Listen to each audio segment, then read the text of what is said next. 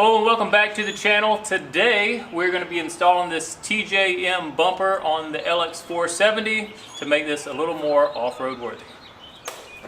Alright, so per the instructions, what you're going to want to do first is you're going to want to remove your front bumper. Now, since this was already in an accident, this is going to be a little bit different for me if yours is OEM and not jacked up. So there are two screws under each fender well that I'll be replacing, and instead of screws or tabs on the top here and screws underneath, I do not have any screws underneath, and all that is keeping this attached on the top is zip ties. So whenever you don't have screws or tabs, zip ties work 100%. So I'm going to go ahead and remove those, then we're going to remove the bumper, undo the connections, and then go from there.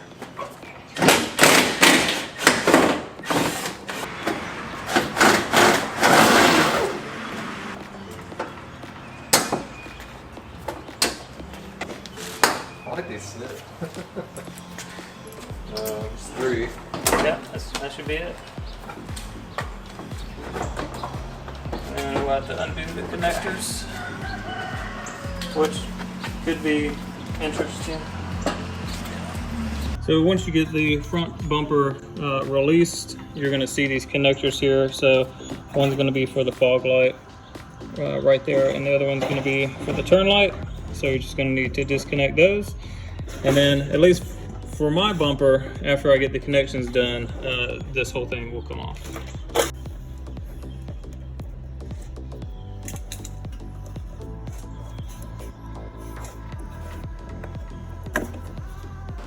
Yeah, who does that? Yeah, it's just that easy. All right, now we can take the bumper off and discard, or sell on eBay Motors or Facebook Marketplace. It's going to be 2 bolts each side. We did shoot some penetrating fluid on it, so we're going to let that sit for a few minutes, and then we're going to attempt to impact those off, and then after that we're going to take the tow hooks off from underneath. All right, these are 14mm bolts, and here we go.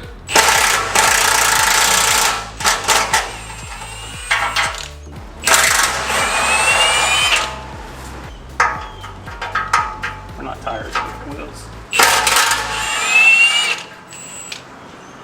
That thing is moving. Yeah, it's moving the whole way. Moving the whole car. That's when you know you got a good impact. Now that those are removed, we're going to go ahead and attempt to take that off. Look at these little holders. Yeah, so that should just lift up. Yeah, that's perfect. All right, and discard unless someone needs it, and then you can sell it.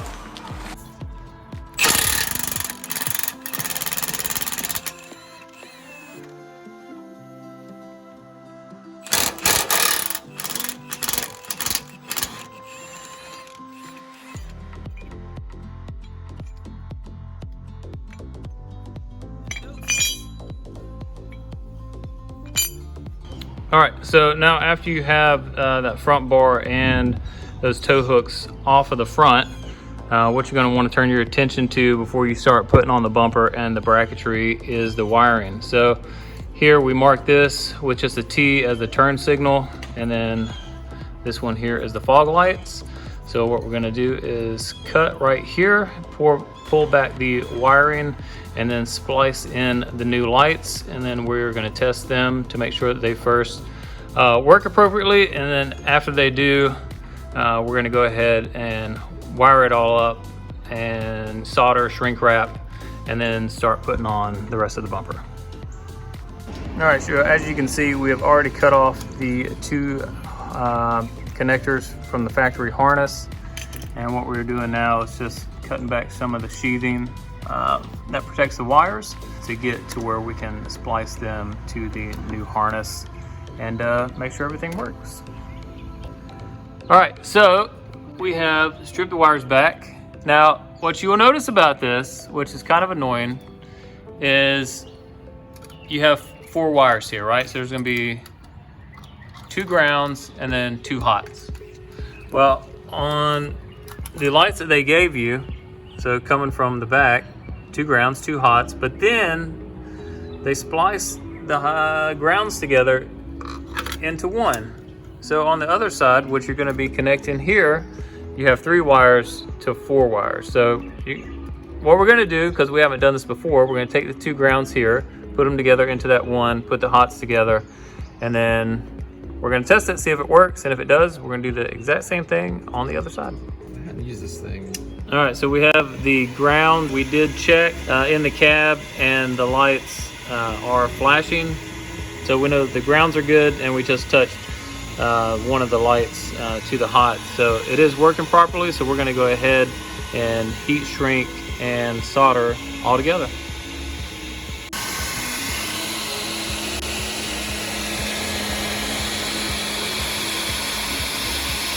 All right, so this is the final product. We have the 2 grounds spliced into the one, and then the turn signal and the fog light.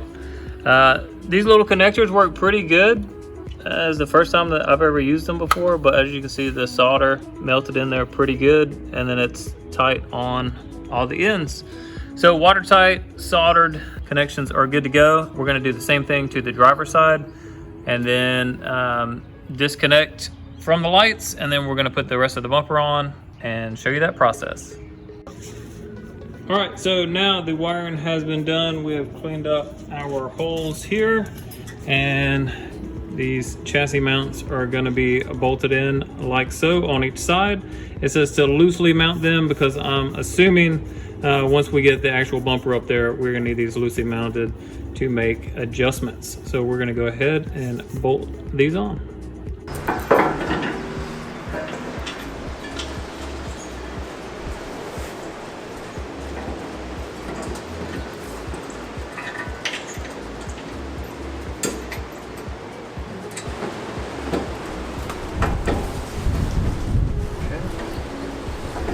Loose.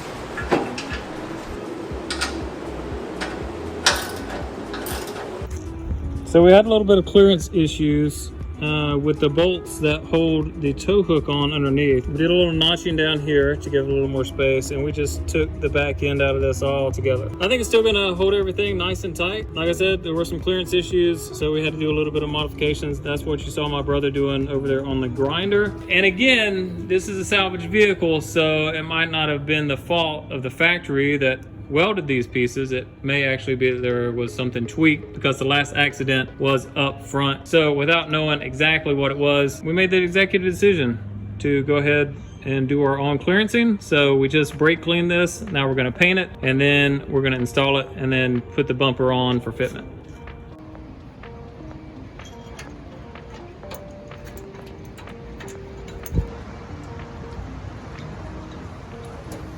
All right, so on this next part, the instructions really suck.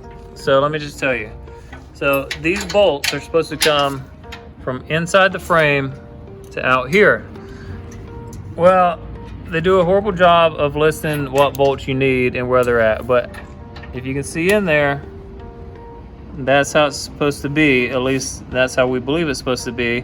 And these pieces with handles will go in like this, and it's good for you to have a magnet, and then you have to basically finagle it to where it's in there and then coming out the other side. So once we have these in, I'll show you the final result. All right guys, so this is what it should look like afterwards. So once they're through, and they're just gonna be loosely fit for now. You see down in there, there's the tails, they're secure. So once you tighten those up, it should secure it in place and be able to be torqued to spec. So that's how it should look. And now we're getting ready to test fit the bumper.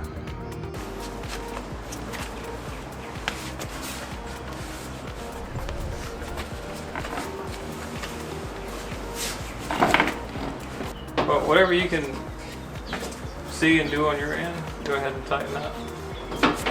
How many holes we got to drill at the end? 2. Oh, okay. Alright. Alright, that's making sense.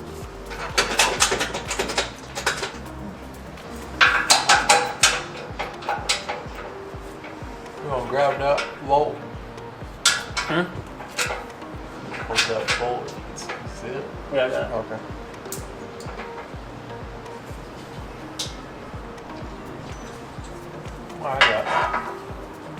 Alright guys, as you can see, this is a two-person job. And I'm just going to tell you, the instructions for this thing, they really suck. So you're basically just putting this thing in blind. I can't even see it. I'm not going to feel it, but...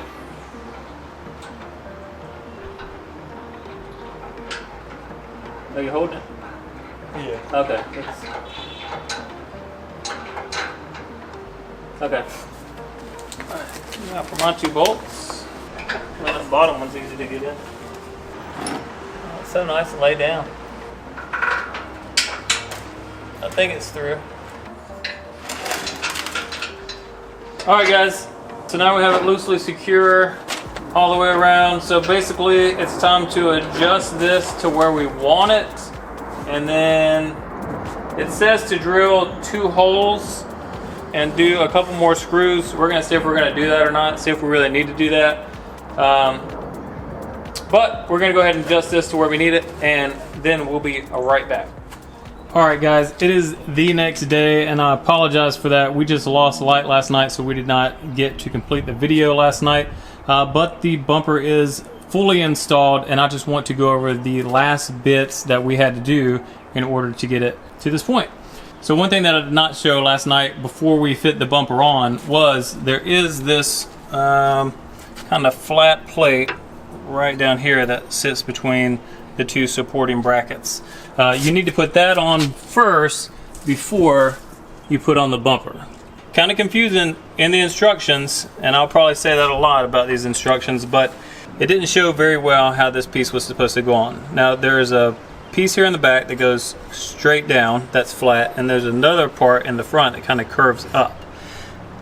That's the way we put it in. The instructions didn't tell you one way or another, but it just made sense that the front would kind of go up and then kind of line up with the front of the bumper here. So I guess seeming to be a little more aerodynamic. So that's the way we put it in. It fit, and that's the way we're going to keep it. All right, so let's go over here to the side. I'm going to show you the bolts that you need to put in for this. Now over here on the supporting bracket to the bumper, there's going to be 4 bolts that you have to put in. 2 holes will already be available for you, and 2 you have to drill yourself. Now the 2 that you have to drill yourself, going to be one here, and then this one right here. This one you can get to, if you want to keep the bumper on, you can get to this one to drill it out. You just need a small drill to be able to fit in this cavity. We had already secured the bumper on to where we wanted it, and then we drilled these last 2 holes, prepped them with paint, and then let it dry, and then put those last 2 bolts in. And that is the final thing you need to do to secure this bumper, and that's going to be on both sides of the bumper. Also, for my wiring, all I did is use some zip ties, as you can see up there, tucked them up and out of the way. But that is pretty much it. You can kind of see the gap over here on the side. I think it was about 1.5 to 2 centimeters from the fender to the top of the bumper. And then same over here. And this side might be a little bit more snug than on the driver's side, but they are both pretty close. And to the eyeball, I really can't tell a difference. So that is it. So let's close the hood and see how this thing looks.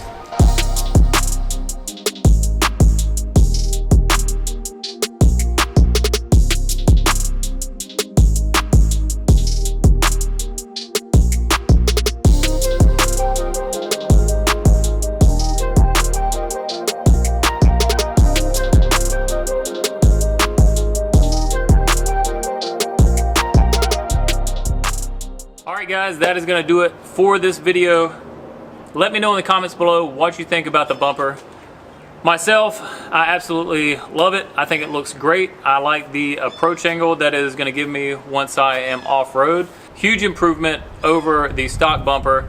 And since I had to replace the bumper anyways, why not go with a good sturdy off-road bumper? And this seems to be a good fit. The only backdraw I can say is that TJM, you need to do a better job with your instruction manual. It needs some work. That is probably the only critique that I would say for anybody that's thinking about purchasing this bumper. The instructions can be kind of confusing. So it has been a while that it has been sitting here at my house waiting to get put on. But huge thanks to my brother for coming out and helping. Without his help, I wouldn't have been able to do it. And that's another thing to consider. You could do this with one person. Definitely a two-person job would make it that much easier. And if you have a third person, it'll be a breeze. And with that, if you've enjoyed this video or found it helpful, please go ahead and hit that like button. It helps me out tremendously. Be sure to subscribe to the channel if you want to see more LX content, because believe me, there is more to come. And as always, thank you for watching.